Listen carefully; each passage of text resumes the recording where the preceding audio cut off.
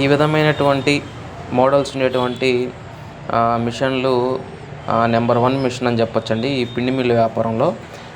దీంట్లో తడి పిండిలు బాగా వేసుకోవచ్చు. ఏదైతే దోస పిండికి కావాల్సినటువంటి తడి పిండిలు, అరిసెల పిండికి కావాల్సినటువంటి తడి పిండిలు దీంట్లో వేసుకోవచ్చు.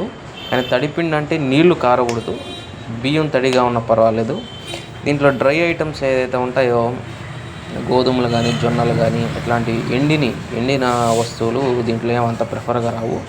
కానీ తడిపిండి మాత్రం చాలా బాగా వస్తుంది.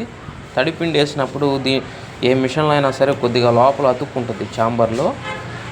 అలా అతుక్కున్నప్పుడు క్లీన్ చేసుకునే దానికి కానీ ఇది చాలా యూజర్ ఫ్రెండ్లీగా ఉంటుంది. చాలా బాగుంటుంది ఈ మిషను.